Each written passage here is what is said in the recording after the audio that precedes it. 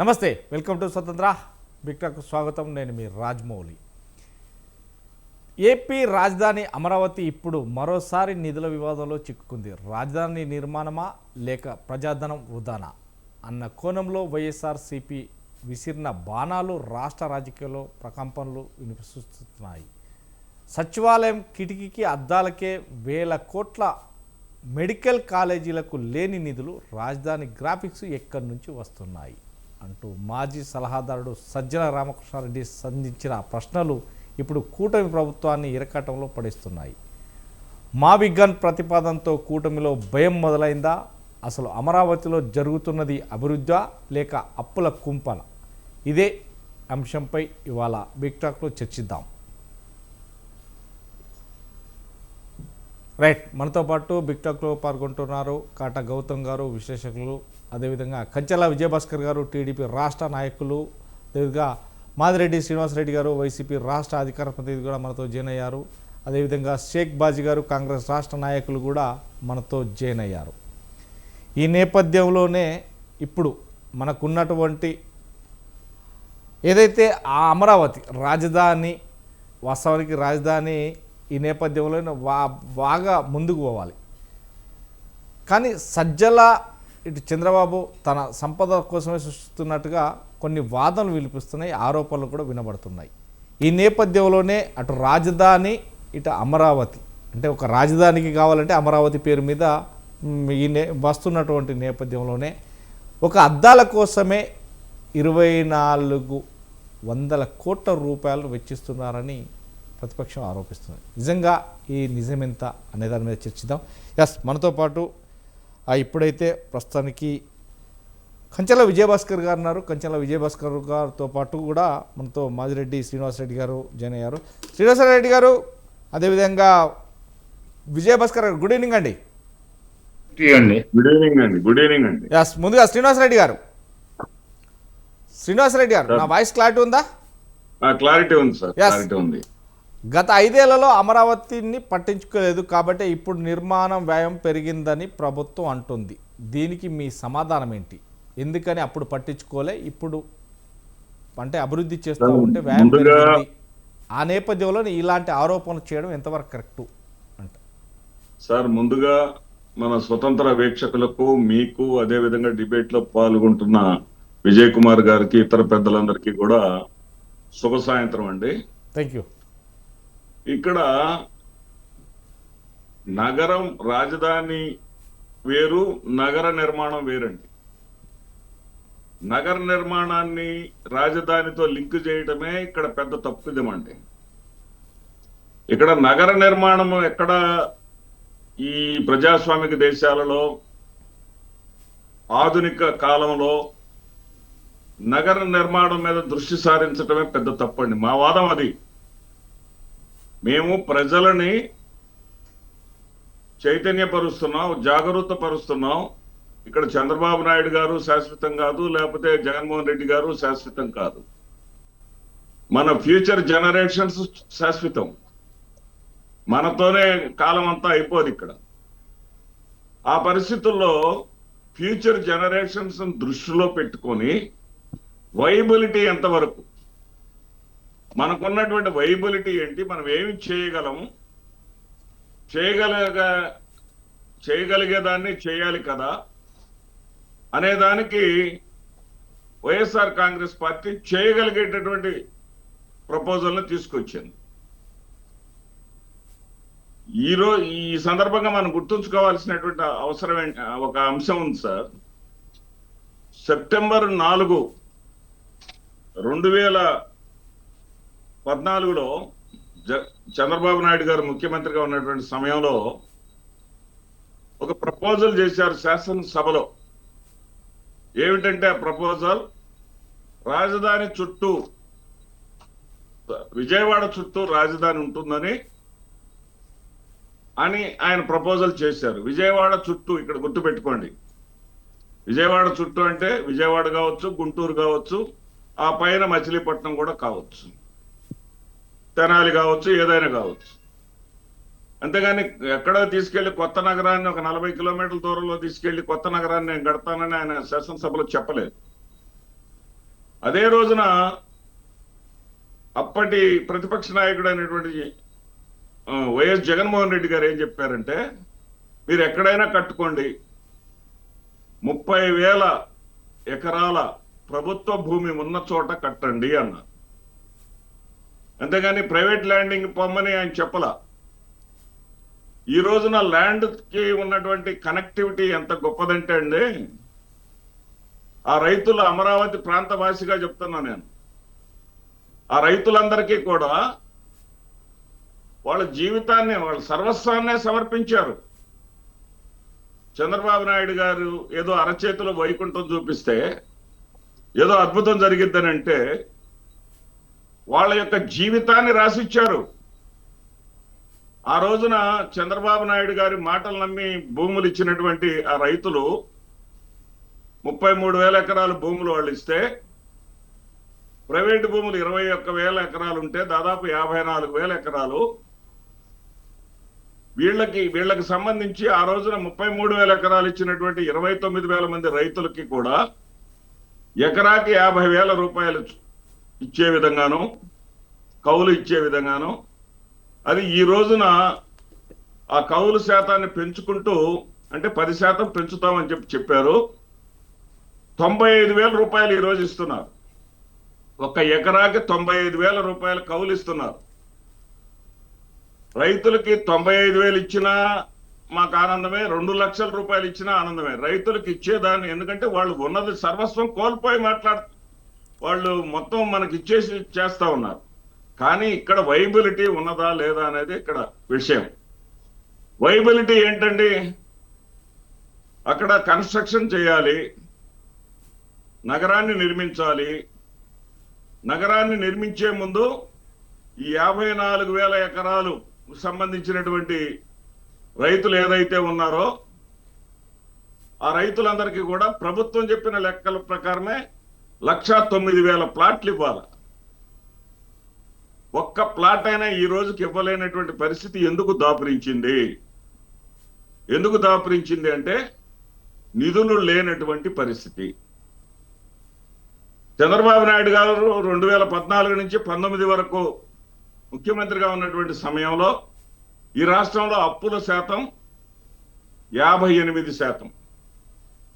నిన్న చంద్రబాబు నాయుడు గారిని ప్రతి విషయంలో కూడా సమర్థించేటటువంటి మాజీ IAS అధికారి అయినటువంటి జయప్రకాష్ నారాయణ గారు చెప్పారు, ఆంధ్రప్రదేశ్ అప్పుల కుప్పగా మారింది.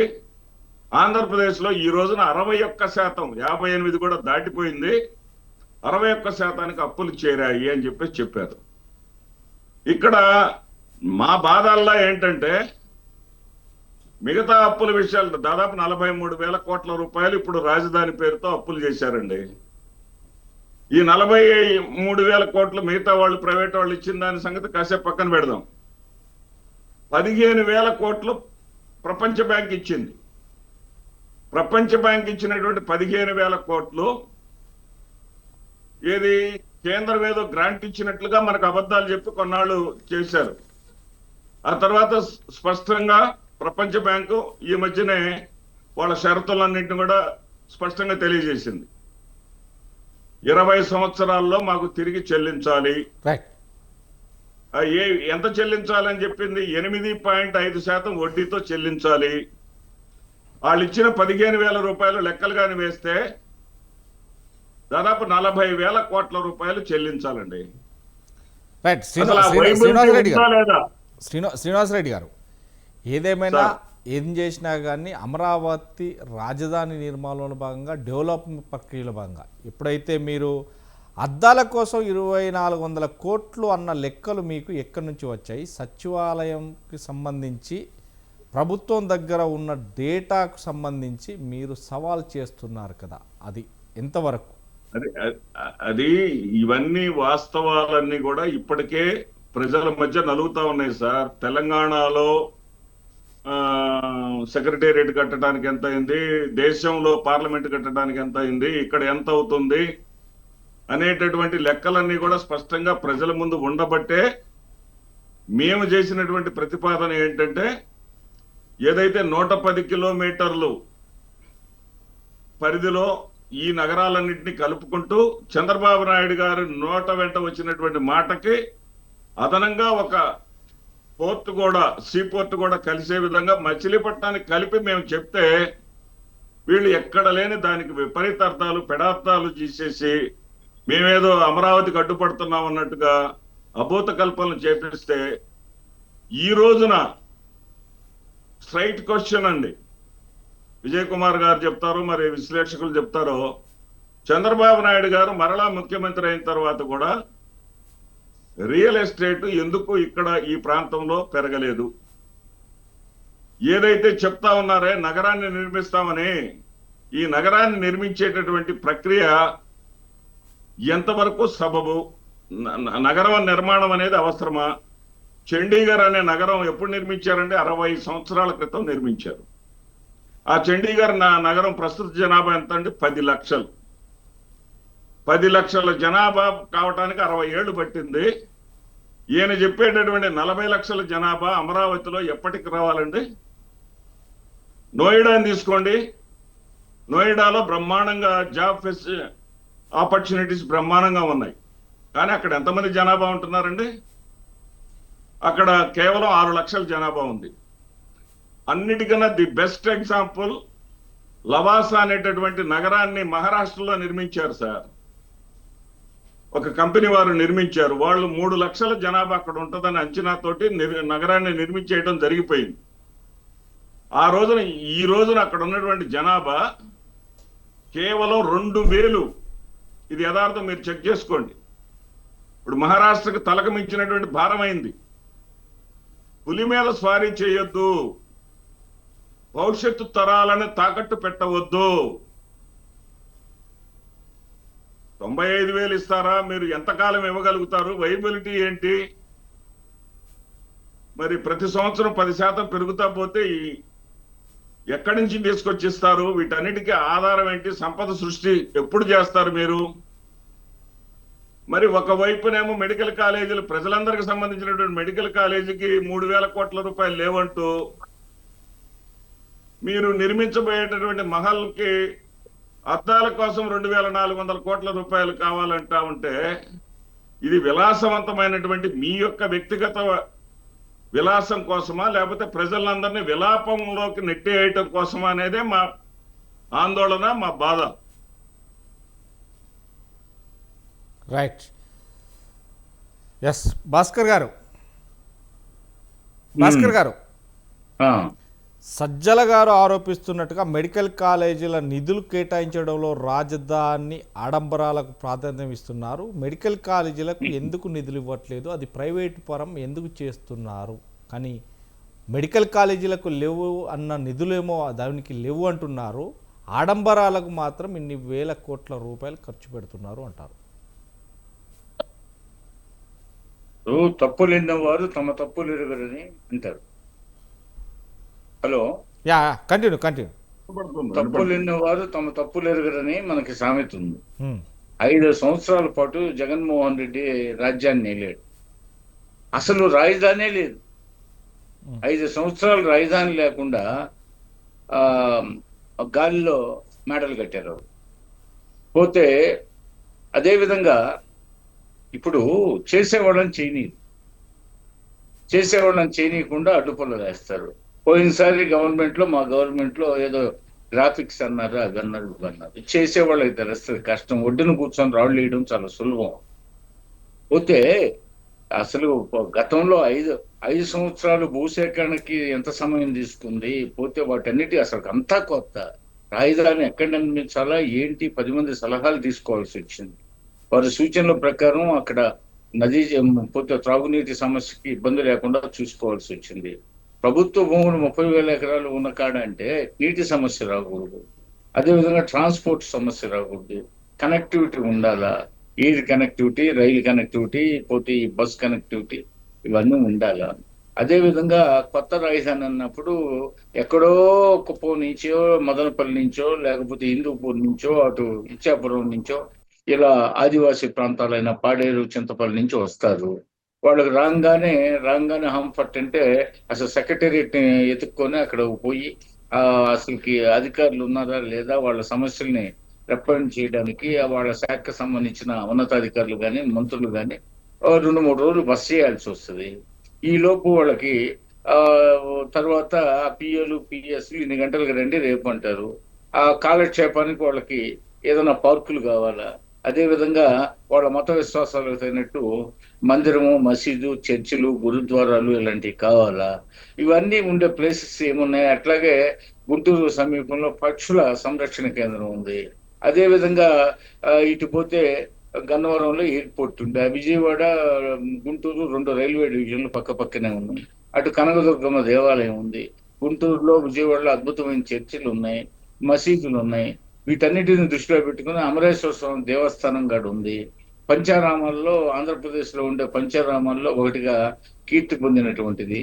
అదేవిధంగా దేవతల రాజధానిగా అమరావతి కీర్తి పొందింది. మహాయాన బౌద్ధ మత శాఖ వెల్లసిల్లిన ప్రదేశం. అక్కడి నుంచి ఆచార్య నాగార్జున మహాయాన బౌద్ధాన్ని ప్రపంచ దేశాలకు తీసుకెళ్లాడు ఆచార్య నాగార్జునుడు.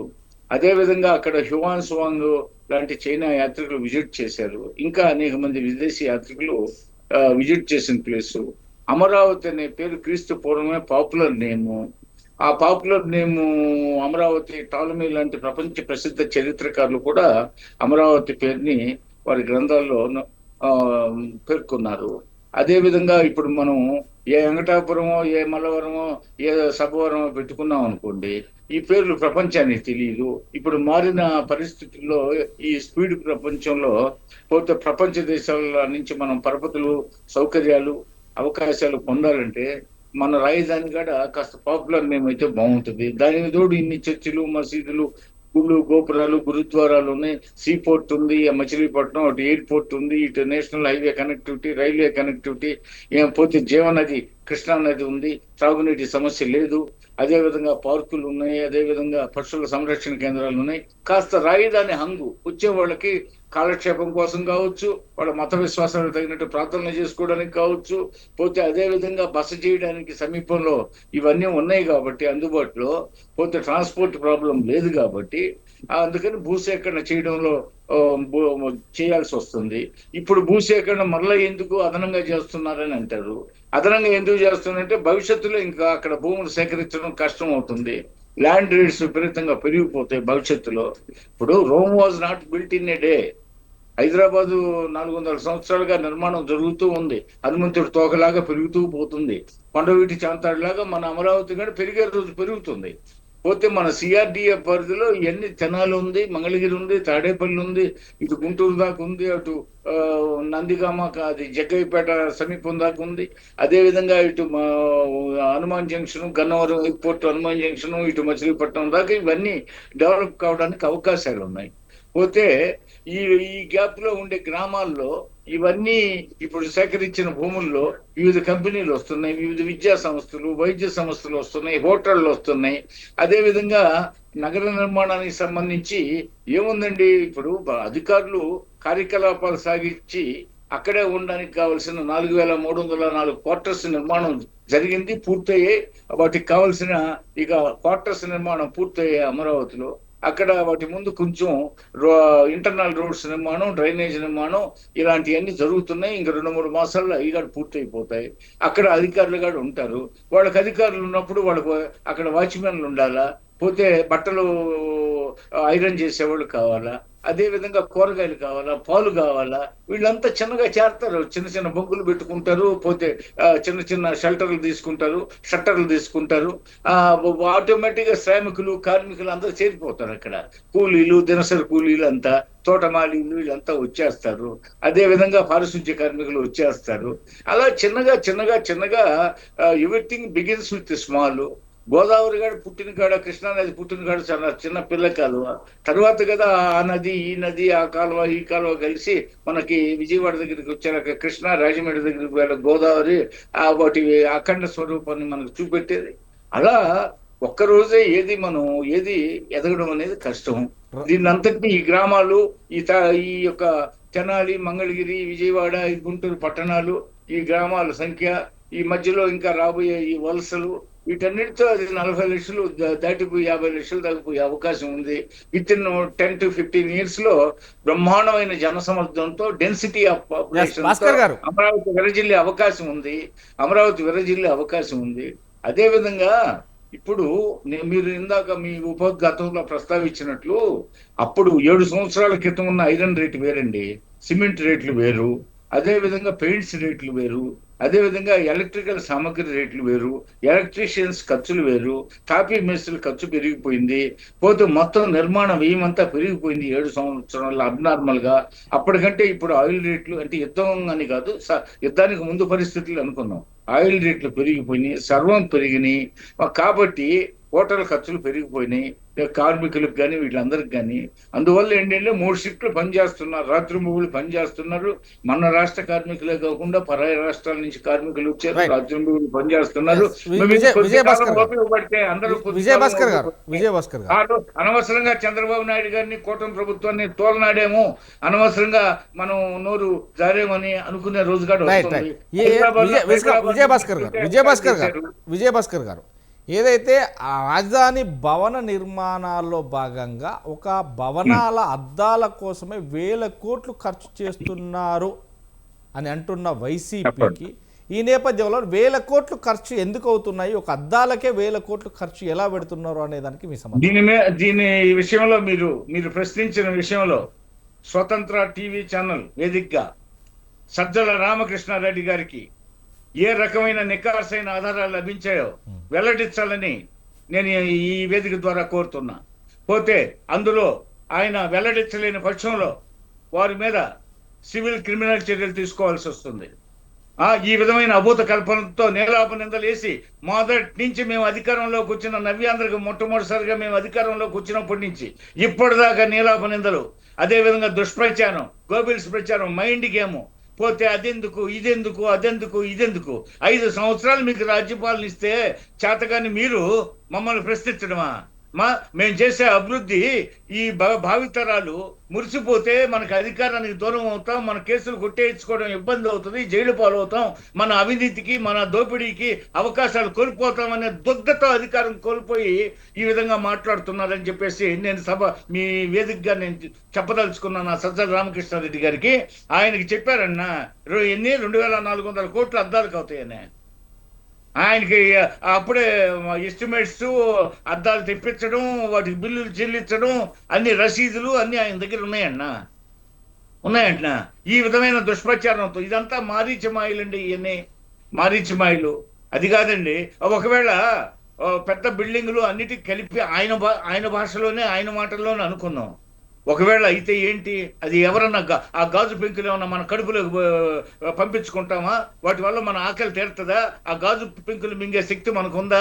పోతే ఆ ఇంద్రజాలకులు చేసే పని. సజ్జల రామకృష్ణ అంటే ఒక ఇంద్రజాలికుడు.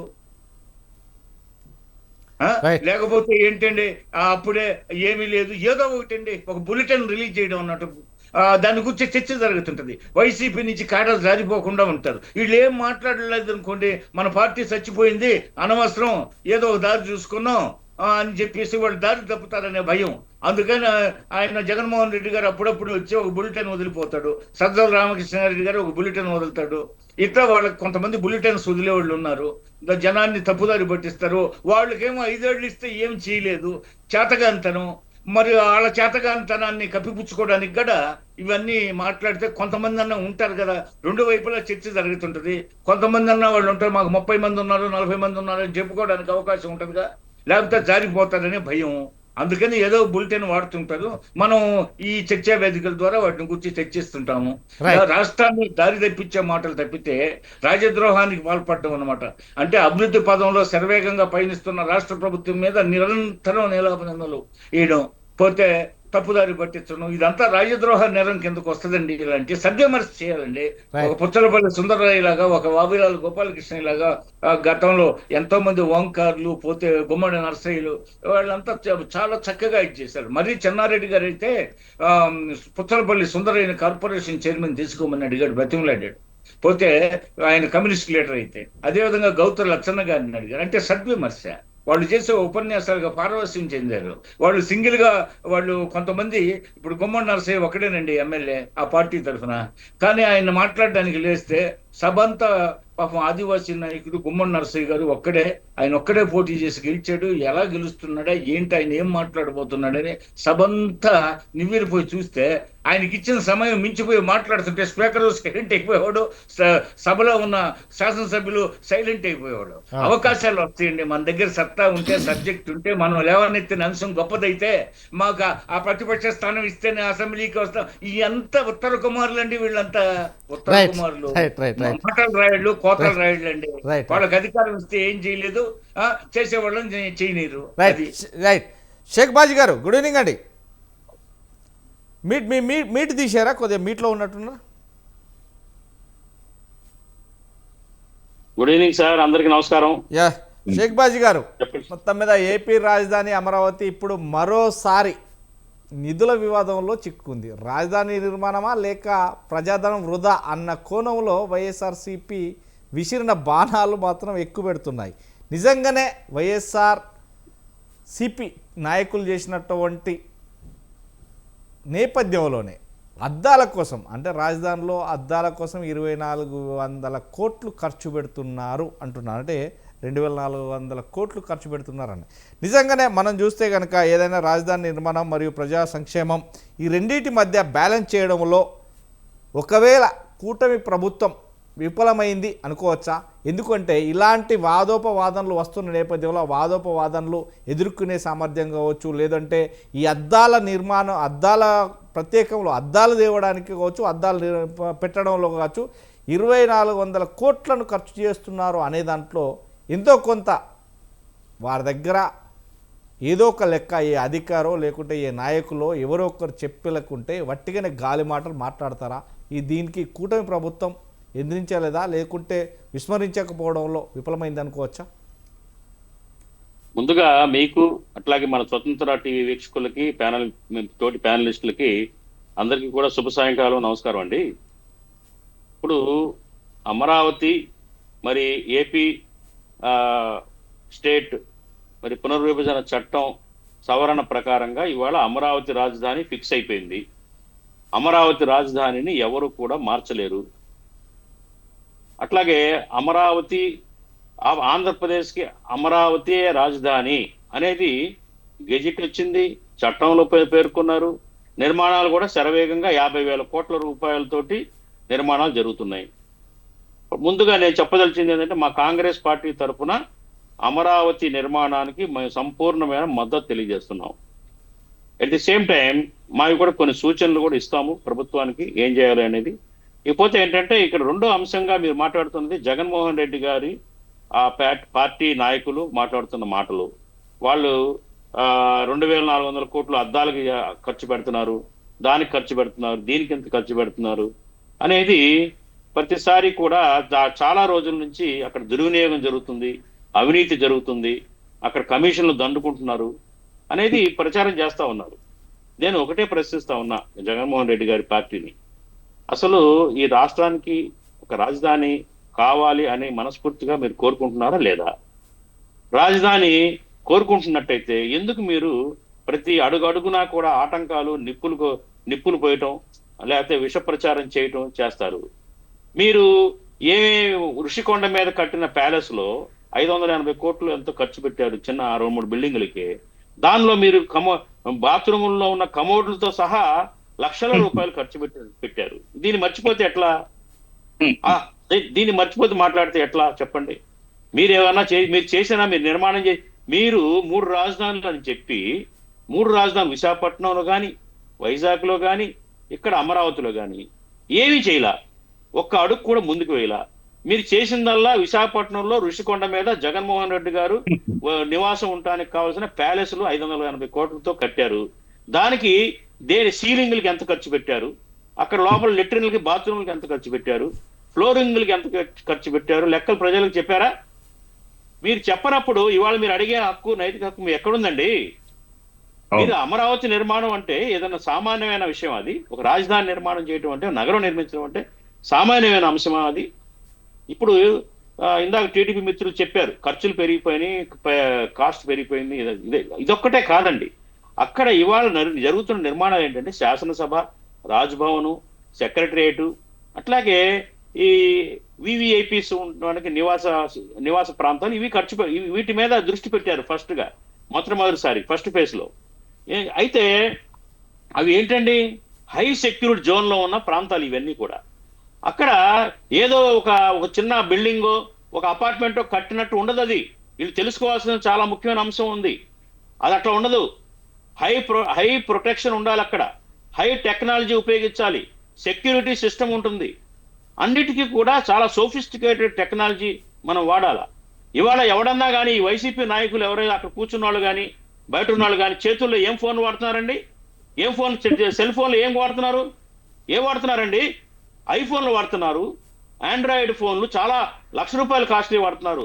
ఎందుకు పాత బటన్లు నొక్కే ఫోన్లు ఎందుకు వాడతలేదు వీళ్ళు? అడ్వాన్స్డ్ టెక్నాలజీని అందిపుచ్చుకుంటున్నారు. అట్లాగే ఇవాళ ఒక నగరాన్ని నిర్మించాలంటే ప్రాపర్ డిజైనింగ్ ఉండాలి, ప్రాపర్ ఆర్కిటెక్చర్ ఉండాలి, విశాలమైన రోడ్లు ఉండాలి, డ్రైనేజీ వ్యవస్థ ఉండాలి, అండర్ గ్రౌండ్ ఎలక్ట్రిసిటీ వ్యవస్థ, ఇవన్నీ కూడా అడ్వాన్స్డ్ మోడర్న్ ఒక నగరాన్ని డిజైన్డ్ ప్లాన్డ్ సిటీ అంటారు, వీటిని గ్రీన్ సిటీ అంటారు. ఇవాళ అవి నిర్మించుకుంటున్నారు ప్రపంచవ్యాప్తంగా.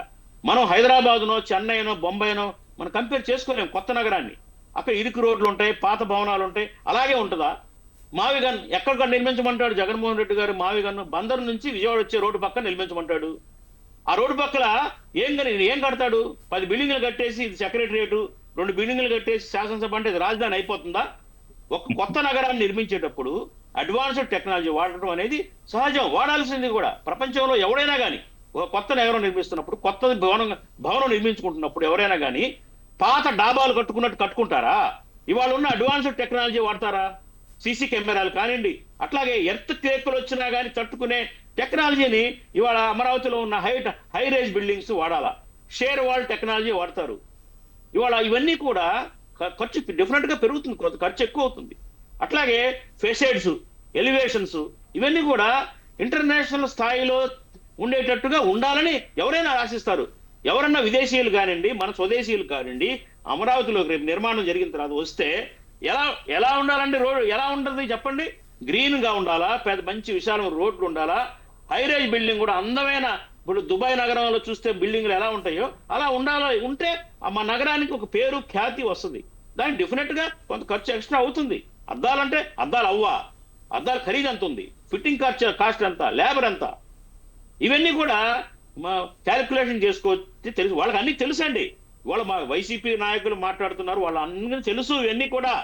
కాకపోతే ఆ అమరావతి కాన్సెప్ట్ ని ఏదో రకంగా బురద జల్లాలా, ఏదో రకంగా ఆటంకాలు సృష్టించాలా, సామాన్య ప్రజల్లో ఒక నెగిటివ్ మెసేజ్ పంపాలా. చూడండి, ఇంత ఖర్చు పెడుతున్నారు, ఇంత కమిషన్లు కొట్టేస్తున్నారు, ఇవన్నీ కూడా మాట్లాడుతూ ఉన్నారు.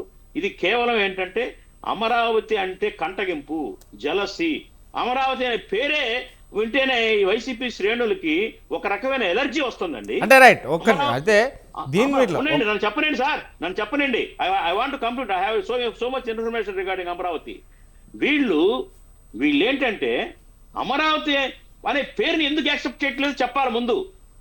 ఆ పేరు మరి హిందువులకు సంబంధించిన పేరు కాబట్టి నచ్చట్లేదా?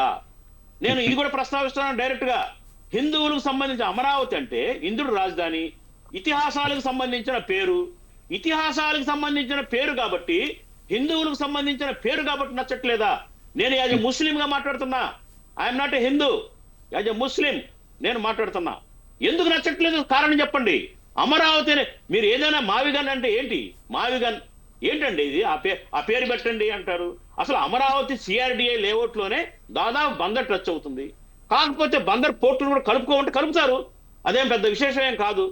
బందర్ పోర్ట్ రాజధానికి ఒక పోర్ట్ ఉండాలంటే, పోర్ట్ సిటీగా ఉండాలంటే అది కూడా యాడ్ చేసుకుంటారండి. దాదాపు 218 చదరపు కిలోమీటర్ల విస్తీర్ణంలో సిఆర్డిఏ నగరం పరిధిలో ఉంది అమరావతి నగరం. దాంట్లో కొన్ని ముఖ్యమైన ప్రాంతాలు డెవలప్ చేస్తున్నారు. బాజీ గారు ఆరోపణలు కేవలం వైసీపీ ఆరోపణలు కేవలం రాజకీయం కోసమేనా, లేక ఇందులో ప్రజాధనం దుర్వినియోగం అవుతుంది అనే కోణంలో మీరు ఏకీభవించగలుగుతారా? సార్, ఖర్చు అవుతుంది. వీళ్ళు చెప్పే ఖర్చు తప్పు. నా దగ్గర డాటా చెప్తా. మన శాసనసభ అమరావతిలో నిర్మించే శాసనసభ 765 కోట్ల రూపాయలతో కడుతున్నారండి. ఇది 11.22 లక్షల చదరపు అడుగుల్లో కడుతున్నారు. దీనికి చదరపు అడుగుకు వచ్చేసి 6,800 రూపాయలు ఖర్చు అవుతుందండి. 6,800 రూపాయలు ఒక శాసనసభకి ఖర్చు పెట్టడం అనేది ఇట్స్ వెరీ రీజన్. శాసనసభకి దీంట్లో శాసనసభ అంటే కేవలం బిల్డింగ్ ఒకటే కాదండి. దాని చుట్టుపక్కల యాంబియన్స్, డ్రైనేజ్ సిస్టము, అట్లా సెక్యూరిటీ సిస్టము, తర్వాత ఫ్లోరింగ్స్ అన్ని యాడ్ అవుతాయి. గార్డెనింగ్, ల్యాండ్స్కేపింగ్, ఇవన్నీ కలిపి ఒక బడ్జెట్ అది. అట్లాగే హైకోర్టు ఖర్చు 1048 కోట్లండి. అది 21 లక్షల చదరపు అడుగుల్లో కడుతున్నారు. దాని కాస్ట్ వచ్చేసి చదరపు అడుగుకి 4,900 నుంచి 5,100 రూపాయలు పడింది. మీరు క్యాలిక్యులేషన్ చేసుకోండి. ఈవేళ ఒక హైకోర్టు నిర్మాణానికి ఒక 5,000 రూపాయలు చదరపు అడుగుకి అవుదా? ఇది హై సెక్యూర్డ్ జోన్, ఇది హై ప్రొటెక్టెడ్ జోన్. ఇది ఈ జోన్ లో సీసీ కెమెరాలు ఉంటాయి, సెక్యూరిటీ సిస్టమ్స్ ఉంటాయి, ఫైర్ ఫైటింగ్ ఎక్విప్మెంట్స్ ఆధునికంగా ఏర్పాటు చేస్తారు, డ్రైనేజ్ సిస్టమ్ ఉంటుంది, ఎలక్ట్రికల్ ఉంటుంది. ఇవి కూడా అడ్వాన్స్డ్ టెక్నాలజీతో ఉంటుంది.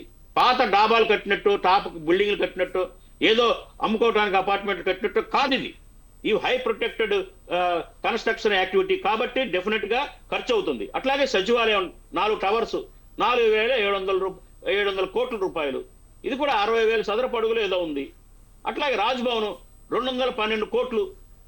తర్వాత వీటికి ఇంటీరియర్ ఉంటుందండి, ఎక్స్టీరియర్ ఉంటుంది, ఫినిషింగ్ ఉంటుంది, ఎలివేషన్స్ ఉంటాయి, లోపల ఆ హంగు ఆర్భాటం అన్ని ఉండాలా. ఇవన్నిటికీ అవుతుంది కదా. వీళ్ళు ఏం మాట్లాడతారు? పార్లమెంటే 14,000 కోట్లు అయింది, మీరు 19,000 కోట్లు అని. ఇవన్నీ అసత్యాలు. 19,000 కోట్లు కాదు. ఇవాళ నేను మాట్లాడుతున్నది సిఆర్డిఏ డాటా తీసుకొని మాట్లాడుతున్నా, ఆ అథెంటికేషన్ గా మాట్లాడుతున్నా. ఇవి ఈ నిర్మాణాలు పెట్టిన ఖర్చు ఎంత, ఎన్ని చదరపు అడుగులు కడుతున్నారు, ఎంత పడుతుంది, ఇది నేను మాట్లాడుతున్న క్యాలిక్యులేషన్. ఎక్కడ వైసీపీ వాళ్ళు చెప్పే 19,000 కోట్లు 18,000 కోట్లు ఇవన్నీ ఎక్కడ ఉన్నాయండి? నిజంగా మేము కాంగ్రెస్ పార్టీగా మేము ప్రభుత్వాన్ని కూడా మేము ఒకటే కోరుతున్నాం. రాష్ట్రం అప్పుల్లో ఉంది, ఆర్థిక పరిస్థితి బాగాలేదు, ఇప్పుడిప్పుడే కొంచెం గాడిన పడుతుంది. డెఫినెట్ గా ఖర్చులు తగ్గించి కట్టాల్సిందే. కాకపోతే ఇప్పుడు వీళ్ళు మాట్లాడుతుంది వైసీపీ వాళ్ళు 2 లక్షల కోట్లు కావాలి, ఎక్కడి నుంచి చేస్తారంటారు. 2 లక్షల కోట్లు ఒకటే సంవత్సరంలోనో ఒకటే బడ్జెట్ పీరియడ్ లో కాదండి. ఈ రాజధాని మొత్తానికి అయ్యే ఖర్చు ఇది ఓవర్ ది పీరియడ్ అవుతుంది, దశలుగా అవుతుంది ఖర్చు. రేపు ఈ రాజధాని నిర్మాణం మొత్తం పూర్తి అవటానికి, ఒక ఆకృతి రావడానికి కనీసం మినిమం 10 ఏళ్ళు పడుతుంది. 2028, 29, 2030 నాటికి కొన్ని ముఖ్యమైన గవర్నమెంట్ కు సంబంధించిన, ప్రభుత్వానికి సంబంధించిన నిర్మాణాలు పూర్తవుతాయి. మిగతా టోటల్ గా ఏదైతే ఆ 33,000 ఎకరాల్లో కొంత సగమైన మొత్తం డెవలప్ చేయాలన్నా, లేఅవుట్స్ చేయాలన్నా, రోడ్స్ తీయాలన్నా, అట్లాగే మిగతా ప్రభుత్వ యూనివర్సిటీస్ కానివ్వండి, కాలేజెస్ కానివ్వండి నిర్మించాలన్నా కానీ కొంచెం టైం పడుతుంది. ఆ టైం ఓవర్ ది పీరియడ్ లెక్క 2 లక్షల కోట్లు, అంతేగాని ఒకటే సంవత్సరం ఒకటే బడ్జెట్ లో కాదు. ఇవన్నీ కూడా అసత్య ప్రచారాలు. ప్రజల్లో ఏంటంటే అమ్మో 2 లక్షల కోట్లు అంట, అమ్మో అద్దాలకు ఇంత అంట అని ఒక రకమైన నెగటివ్ ఇంపాక్ట్ క్రియేట్ చేసే ప్రయత్నమే ఈ వైసీపీ శ్రేణులు చేస్తున్నారు. నేను ఒకటే రిక్వెస్ట్ చేస్తున్నా, మీరు ప్రతిపక్షంలో ఉన్నారు, ఇక్కడ రాష్ట్రంలో మీకు 11 మంది ఎమ్మెల్యేలు ఉన్నారు, మీరు భవిష్యత్తులో ఈ రాష్ట్రంలో రాజకీయాలు చేయాలని ఊహిలుడుతున్నారు, వచ్చే 30 సంవత్సరాలు మేమే అంటున్నారు. దయచేసి ఇవాళ 12 ఏళ్ల నుంచి రాజధాని రాష్ట్రంగా మనం చాలా తప్పుడు మార్గంలో ఉన్నాం, చాలా మైనస్ అవుతున్నాం. రాజధాని లేనందువల్ల పెట్టుబడులు రాక, సరే అనేక అనుమానాలు ప్రబలి, ఇన్వెస్టర్స్ కానివ్వండి, విదేశీ ఇన్వెస్టర్స్ కానివ్వండి, స్వదేశంలో ఉన్న అనేక కంపెనీలు ఆంధ్రప్రదేశ్ లో ఫ్యాక్టరీలు కట్టాలని గుజరాత్ నుంచో, ఢిల్లీ నుంచో, బొంబాయి నుంచో వచ్చే వాళ్ళు కూడా ఇవాళ ఆలోచిస్తా ఉన్నారు, ఏంటి రాజకీయ పరిస్థితి ఏంటి.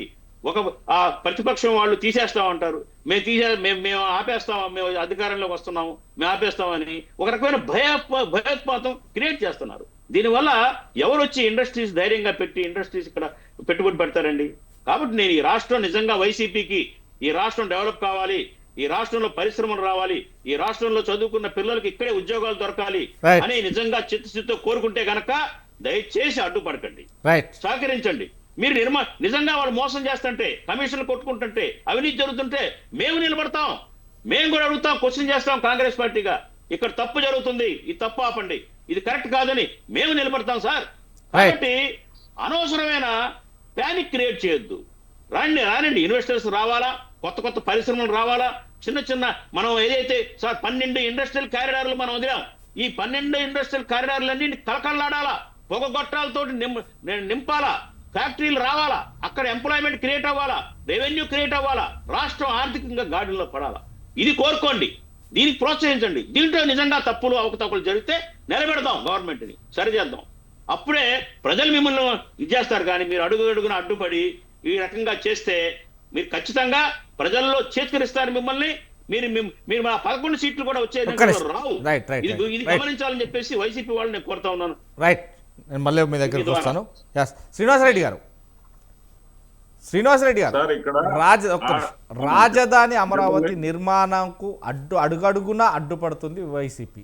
ఎందుకని అడ్డుపడుతుంది? నిజంగా రాజధాని నిర్మాణం ఒకే చోట జరగడం ఇష్టం లేదా, లేకుంటే మావిగన్ పేరుతోనా, లేదు అంటే 3 రాజధానుల ఈ పేర్ల మీదనైనా ప్రభుత్వాలు కానీ ప్రజలు కానీ నమ్మేది, ప్రభుత్వం నడిచేది ఏ విధంగా? అంటే ఎందుకు అడ్డుపడుతున్నట్టు? అంటే రాష్ట్రం అభివృద్ధి సంక్షేమం అనేది వైసీపీకి అవసరం లేదంట.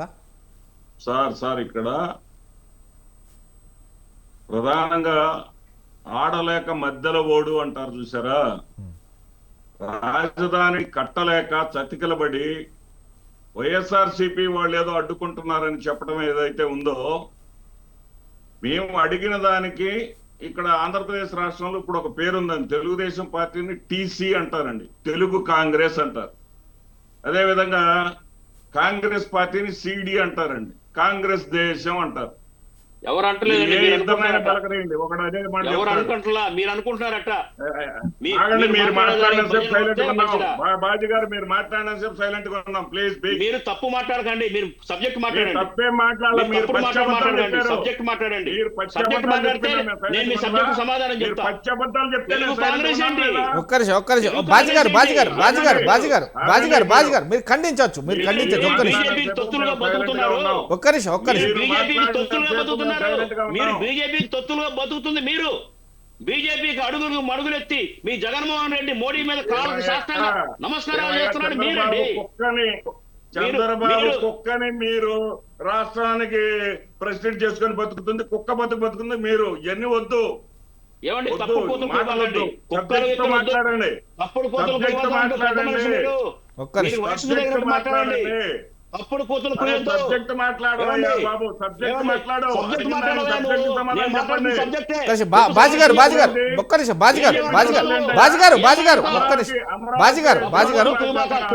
బాజీ గారు శ్రీనివాసరెడ్డి గారు మాట్లాడియండి, మాట్లాడతారా? మీరు ఖండించవచ్చు, ఒక్క నిమిషం. ఆయన కుక్క అంటే మీరు ఎందుకు అబ్జెక్ట్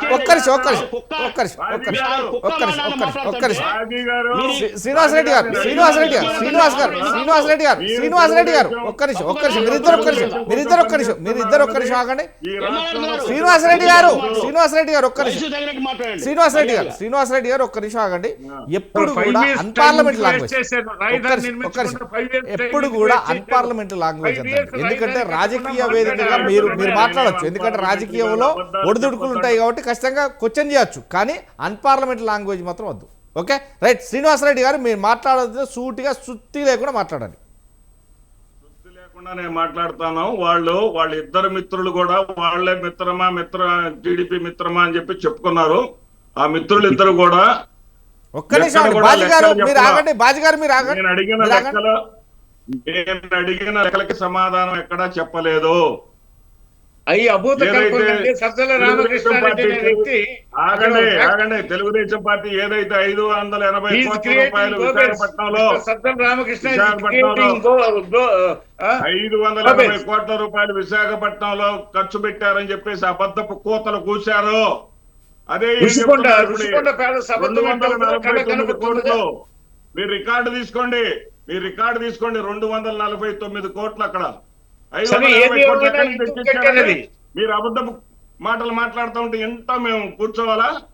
దేనికి కట్టారు? మీరేగా ప్రభుత్వంలో ఉంది, దేనికి కట్టినట్టు అధికారంలో ఉంది, మీ పార్టీగా, మీ తెలుగుదేశమేగా. అట్ట కాదు, కాంగ్రెస్ దేశమే కదా అధికారంలో ఉంది. రైట్. సబ్జెక్ట్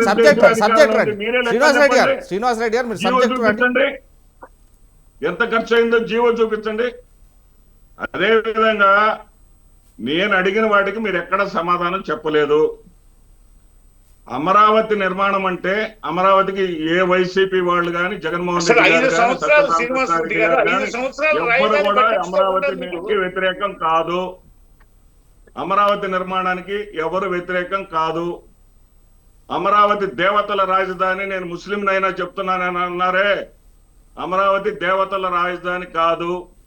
అమరావతి వాసిరెడ్డి వెంకటాద్రి నాయుడు గారు ఆయన పెట్టినటువంటి పేరు అది అమరావతి.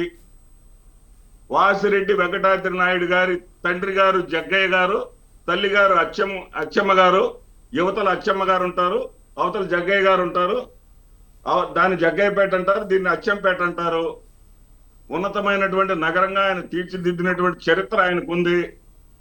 అంతేగాని మీరు అన్నట్టుగా ఆ దేవతల రాజధాని, ఈ అమరేశ్వర స్వామి దేవాలయం, అమరేశ్వర స్వామి దేవాలయానికి స్థల పురాణం లేదంటారా? అమరేశ్వర స్వామి దేవాలయం, అమరేశ్వర స్వామి దేవాలయాన్ని తీర్చిదిద్దిందే వాసిరెడ్డి వెంకటాద్రి నాయుడు. అవును, శిథిలావస్థలో ఉన్న దాన్ని కూర్చుంది తీర్చిదిద్దాడు. అమరావతి రాజగోపురంగా నిర్మించాడు. అమరావతిలో సింబాలిక్ గా పెట్టుకునేటటువంటి బుద్ధుడి స్తూపం ఎవరు కట్టించారండి? రాజశేఖర రెడ్డి గారు కట్టించారు. ఒకసారి గుర్తు తెచ్చుకోండి. మీరేదో మాట్లాడటం కాదు, సమాధానం చెప్పలేదండి.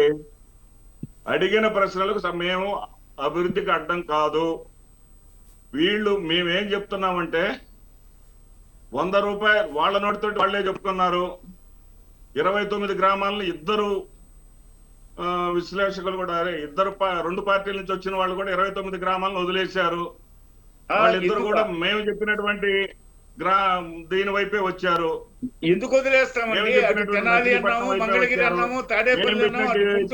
విజయవాడ వైపే వచ్చారు, మేము చెప్పినటువంటి గుంటూరు వైపే వచ్చారు, మేము చెప్పినటువంటి మంగళగిరి వైపే వచ్చారు, మేము చెప్పినటువంటి తెనాలి వైపే వచ్చారు. మేము చెబుతుంది అదే. మా ప్రసంగంలో అమరేశ్వర స్వామి కట్టినా, మీరు 29 సెక్రటేరియట్ కట్టినా, లేదా హైకోర్టు కట్టినా, లేకపోతే ఇంకో భవనం కట్టినా అన్ప్రొడక్టివ్. రైట్ రైట్ ఒక్క నిమిషం. Right right right right right right ఒక్క నిమిషం. శ్రీనివాస్ రెడ్డి గారు, నేను మళ్ళీ మీ దగ్గరికి వస్తా. జస్ట్ విజయభాస్కర్ గారు, అమరావతికి మేము అడ్డు కాదు, కానీ నిర్మాణంలో అవకతవకలు జరిగితే ఊరుకునేది లేదు. ఎందుకంటే మేము చెప్పిన లెక్క క్లారిటీగా ఖచ్చితంగా ఉంది. ఎక్కడో ఏదైతే విశాఖపట్నంలో కట్టినటువంటి సంబంధించినది 500 చిల్లర కోట్లు అంటున్నా, అది 249 కోట్లే. కానీ ఎక్కడ లెక్కలు లేవు, లెక్కలు చూపెట్టండి, ఉన్నది మీ ప్రభుత్వమే అంటున్నారు. కానీ ఇదంతా కూడా అమరావతి చుట్టూ ఉన్నటువంటి నేపథ్యంలో మేము ఎక్కడ కూడా వివాదాస్పదంగా ఎక్కడ కూడా చేయలేదు. కానీ ఇంత ఖర్చు పెడుతున్నారు, దీనికి ఇంత ఖర్చు కాదు అంటున్నామే తప్ప మేము అమరావతికి అడ్డు కాదు అంటుంది వైసీపీ. రాజమౌళి గారు, మీరు సీనియర్ జర్నలిస్టు, మీరు చూస్తున్నారు. 2024 శాసనసభ ఎన్నికలకు ముందు మేము అమరావతికి చేకొడుతున్నాం అన్నారు. ఓకే, బానే ఉంది. ఇప్పుడు మన శ్రీనివాస్ రెడ్డి గారు చెప్పింది అదే. 2024 ముందు శ్రీనివాస్ రెడ్డి గారు అమరావతి దాని విశిష్టత తెలిసి ఉండొచ్చు, అందుకని ఆయన అమరావతి మేము కాదనడం లేదు అంటుండొచ్చు. ఆయన వరకు కాదు, అక్కడ వాళ్ళ పార్టీ అధినేత జగన్మోహన్ రెడ్డి గారు ఆయన అమరావతి ఓకే జై కొడుతున్నాం అన్నాడు. ఎన్నికలు పూర్తయ్యాయి, ఏరు దాటేదాకా ఓడమల్లయ్య, ఏరు దాటిన తర్వాత బోడి మల్లయ్య అంటారే, అలా కాదు 3 రాజధానుల నినాదం తీసుకున్నాడు అధికారంలోకి వచ్చిన తర్వాత. సరే, అది అయిపోయింది. ఇప్పుడు ఉన్నట్టుండి ఉలిక్కబడి మళ్ళీ కుంభకర్ణ నిద్ర నుంచి లేచినట్టు మళ్ళా మావి గన్ను అన్నాడు. మళ్ళా భవిష్యత్తులో ఏమి నినాదం ఇస్తాడు అంటే, ఆయన ఒక్కొక్క నినాదం ఇచ్చినప్పుడల్లా వాళ్ళ శ్రేణులు చప్పట్లు కొట్టకపోతే, వాళ్ళ శ్రేణులు జై అనకపోతే వాళ్ళ పరిస్థితి అగమ్య గోచరం. వాళ్ళ పార్టీలోనే పెద్ద ఎత్తున చర్చ జరుగుతుంది, గుసగుసలు, రహస్యంగా అనేకం. ఇతని మైండ్ పనిచేస్తుందా లేదా అనుకుంటున్న పరిస్థితుల్లో జగన్మోహన్ రెడ్డి మైండ్ పనిచేస్తుందా లేదా, బ్యాలెన్స్ తప్పి మాట్లాడుతున్నాడు, ఒక స్థిరమైన నిర్ణయంతో ఉండడు. ఇది పెద్దగా శ్రేణులకి, జనాభాకి జవాబుదారీగా ఉండడానికి శ్రేణులు అడిగే ప్రశ్నలకి ఈ నాయకులు సమాధానం చెప్పుకోలేని పరిస్థితి. ఈ పరిస్థితుల్లో అయోమయంలో వాళ్ళు ఉన్నారు. వాళ్ళు ఇక ఏం చేస్తారు మరి? అది ఇంత అయింది, ఇది ఇంత అయింది, అది ఇంత, మీరు అవినీతికి పాల్పడుతున్నారు, అది చేస్తున్నారు, ఇది చేస్తున్నారు. ఆలు లేదు, చూలు లేదు, కొడుకు పేరు సోమలింగం అన్నట్టుగా ఉంది వాళ్ళ వ్యవహార శైలి చూస్తే. పోతే బ్రహ్మాండంగా శరవేగంతో జరుగుతూ ఉన్నాయి. ఇవన్నీ జరుగుతున్నాయి, నిర్మాణం జరుగుతుంది. మీరు ఏమన్నా ఆధారాలు ఉంటే బయట పెట్టుకొని సద్విమర్శ చేయండి, ఎవరు కాదనరు. అంతేగాని అభూత కల్పనలతో అవాస్తవాలతో మసిబూసి మారేడికాయ చేసే ప్రయత్నం చేయకూడదు. ఇకపోతే సజ్జల రామకృష్ణారెడ్డి, నేను చెప్పాను 2400 కోట్లు ఆయన దగ్గర రసీదులు ఉంటే, పోతే ఏ నిర్మాణ సంస్థ నుంచి, ఏ దేశం నుంచి, లేకపోతే ఏ రాష్ట్రం నుంచి, ఏ డీలర్ దగ్గర నుంచి ఆ గ్లాసులు తెచ్చింది, అద్దాలు తెచ్చింది, అవన్నీ ఉంటే బహిష్కృతం చేయమనండి. వాళ్ళకు ఒక కోట సాక్షి ఉంది కదా, కోట సాక్షి ఉంది కదా వాళ్ళ చేతిలో. అదే విధంగా వాళ్ళకు మా తెలుగుదేశం పార్టీకి పత్రిక లేదండి, మా తెలుగుదేశం పార్టీకి ఛానల్ లేదు. వాళ్ళు ఒక పార్టీ, వాళ్ళది ఒక పార్టీ, ఆ పార్టీకి ఒక అఫీషియల్ పత్రిక సాక్షి ఉంది. పోతే అదే విధంగా వాళ్ళు పెద్ద ఎలక్ట్రానిక్ మీడియా సంస్థ ఉంది. వాళ్ళు ఇష్టం వచ్చి రాస్తారు, వాళ్ళ ఇష్టారాజ్యం అయిపోయింది.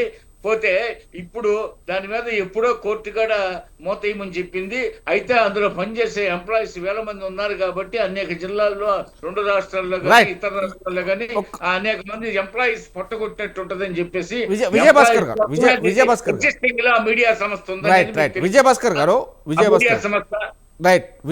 గారు, మెడికల్ కాలేజీలను ప్రైవేటీకరణ అంశాన్ని రాజధాని ఖర్చుతో ముడిపెట్టడం వల్ల నిజంగా ప్రభుత్వానికి రాజకీయ పరంగా నష్టం కలిగించే అంశం ఏమైనా ఉందా? ఏమండి, అన్ని ఇది రాజధాని వేరండి, దానికి వచ్చే ఆర్థికంగా దానికి ఇచ్చే సంస్థలు తీరుతెన్నులు వేరండి. ఈ మెడికల్ కాలేజీలని చాలా సక్సెస్ఫుల్, మెడికల్ కాలేజీలు ప్రైవేట్ వాళ్ళకి ఇచ్చే సక్సెస్ఫుల్.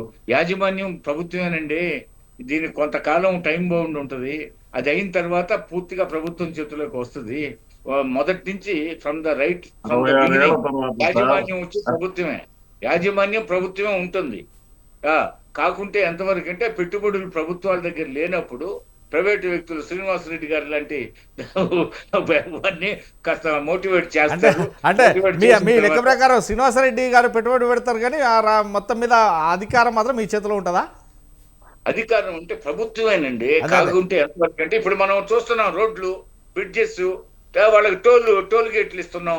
టోల్ గేట్లు ఇన్ని సంవత్సరాలు ఎన్ని ఇస్తున్నాం, అదేదో వసూలు చేసుకుంటారు. అయ్యా గిట్టుబాటు కాలేదంటే ఇంక 2 ఏళ్ళు 3 ఏళ్ళు ఎక్స్టెండ్ చేస్తారు.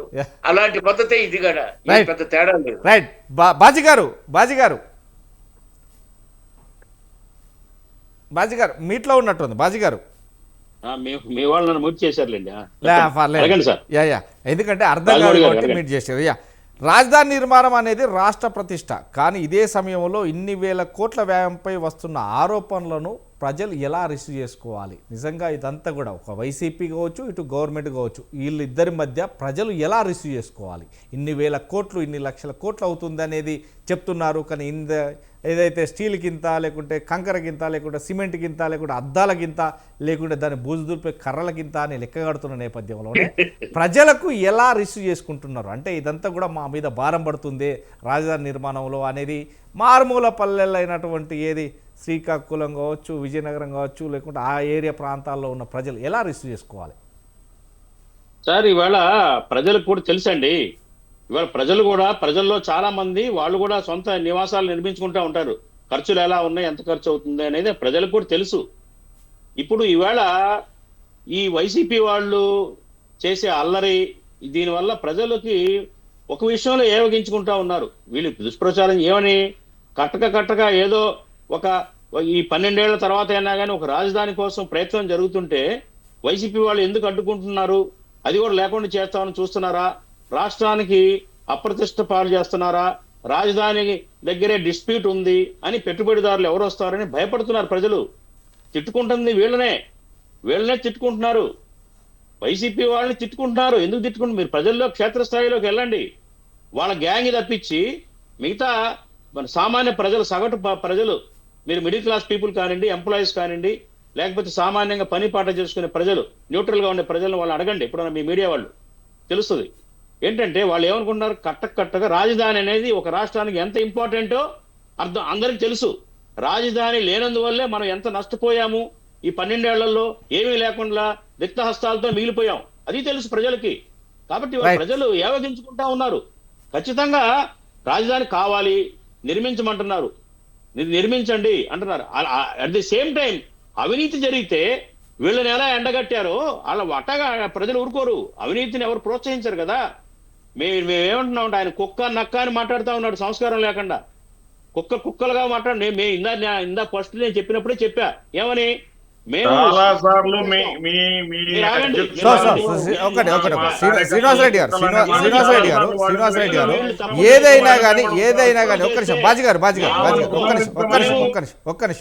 ఒక్క నిమిషం ఏదైనా కానీ మనం ఒక డిబేట్లో ఉన్నాం కాబట్టి గవర్నమెంట్ కావచ్చు, ప్రతిపక్షం కావచ్చు, లేకుంటే ప్రజా సంక్షేమం కోరుకునే ఏ పార్టీ అయినా కానీ అన్పార్లమెంటరీ లాంగ్వేజ్ అంటే మనం యూజ్ చేస్తే అది ప్రజలు చూస్తున్నారు, విస్మరణకు గురవుతారు. అంటే మనలా అనుకునే అంత మనం మాట్లాడకూడదు. ఎందుకంటే ఏది కూడా మొత్తం మీద ఏదైనా కానీ రాజధానికి ఎవరు అడ్డుపడకపోయినా కానీ రాజధాని అమరావతి అనేది స్పష్టంగా కేంద్ర ప్రభుత్వం లిఖితపూర్వక గైడ్లైన్స్లు ప్రకారం దాన్ని ఆమోదముద్రణ చేశారు. రాష్ట్రపతి ఆమోదముద్రణతో గెజిట్ నోటిఫికేషన్లో పెట్టడం జరిగింది. ఈ నేపథ్యంలోనే రాజముద్ర అయితే పడుతుంది. అమరావతి రాజధాని ఆంధ్రప్రదేశ్, అమరావతి రాజధాని విశ్వరూపలు మొత్తం మీద రూపురేఖలు మారనున్నాయి. ఈ నేపథ్యంలో స్వచ్ఛందంగా ముందుకొచ్చే పార్టీలు కావచ్చు, లేకుంటే పెట్టుబడిదారులు కావచ్చు ముందుకొస్తున్నారు. ఏది ఎంతైనా కానీ రూపాయి ఖర్చు ఇక్కడ వివిధ రకాలలో పెరుగుతున్నాయి. సిమెంట్ రేటు కావచ్చు, లేదంటే స్టీల్ రేటు కావచ్చు, ఈ రకంలో అద్దాల రేట్లు కావచ్చు, బూజుకల రేటు కావచ్చు, ప్రతిదీ పెరుగుతుంది. కాబట్టి ప్రతిదీ కూడా ఇల్లు శుభ్రంగా ఉంటుంది, అందంగా ఉంటుంది, ప్రతి ఒక్కరు చూసి విలువిస్తారు. కాబట్టి రాజధాని కూడా అందంగా తయారై ముస్తాబైతేనే ఆ రాజధానికి పేరు, ఆ స్టేట్కు పేరు. కాబట్టి అమరావతి రాజధాని అనేది విస్మరించడంలో ప్రతి ఒక్కరి సహకార పాత్ర ఖచ్చితంగా ఉంటుందని కూడా సుత న్యూస్ కోరుతుంది.